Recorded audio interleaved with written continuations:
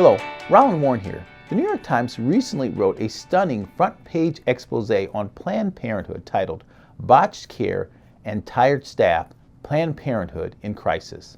The report's subtitle tells quite the story. It says the healthcare provider of last resort is working to shore up affiliate clinics that are in dire financial straits.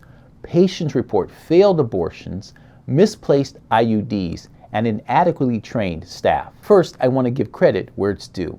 We have criticized the New York Times quite a bit on this video series. Sadly, the paper at times has gone out of its way to unfairly or inaccurately characterize the work of pregnancy centers and the pro-life movement in general. So I applaud the paper's efforts to tell the public the truth about the apparent shambles that Planned Parenthood appears to be in right now. The overall gist of the article is that despite the fact that Planned Parenthood has enjoyed record fundraising since the overturn of Roe v. Wade in 2022, very little of that money has gone to the local clinics to hire and train competent staff or to purchase adequate equipment to provide competent health care. Instead, much of the money is kept at the national office where it's used for political lobbying and legislative advocacy. As a result, scores, in the Times' words, of Planned Parenthood's patients are reporting poor or even dangerous missteps in care, including misplaced IUDs and a botched abortion. And the complaints are not just limited to Planned Parenthood patients. Scores, again, the Times' words, of former employees have sued the organization for a variety of reasons centered around serious HR issues that I will get to later. These revelations would have been enough for this article to be a veritable bombshell. But if you know this video series, we like to focus on the more subtle messages that come out from stories like this. And this article was full of eye-opening things that expose the abortion industry for what it really is. I want to cover 4 items from the article where I'm convinced that the Times didn't even realize that they were exposing a lie that the abortion industry has been built on.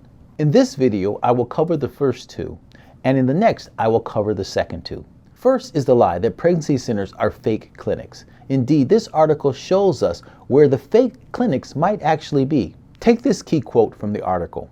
But in many clinics, staff also draw blood and take vital signs. Medical assistants in Ohio, Minnesota, Arizona, California, New York, Texas, Indiana, and Illinois say they practice blood draws and IV placements for an hour or so on a fake arm and then on a colleague before performing the procedures in the clinic. But they said they sometimes ran into problems, and some said they didn't know what to do when they arose. Mr. Hamlin, the medical assistant in Arizona, said that he was often asked to draw blood after other assistants had failed. Can you imagine if this was true about pregnancy centers? Couple this with the revelation that donor dollars go towards lobbying and not patient care, and you get a window into what a fake clinic really looks like. As a bonus, this exposure of substandard medical care also betrays the lie that abortion is between a woman and her doctor. Actually, it looks like abortion is between a woman and her improperly trained Planned Parenthood clinician that she's never met before. The second big lie that the article exposes is that abortion and its defenders are the true pro-family people, while pro-lifers and Christians are hypocrites. Take this quote. Scores of former employees have sued Planned Parenthood, raising complaints that include refusing to pay overtime or providing breaks, pushing out employees who need time off to deal with injuries or newborn babies, and firing people who complain about discrimination or clinic practices. Did you catch the quote about newborn babies? Planned Parenthood fires people who have babies? You see, babies are treated as an enemy to bodily autonomy.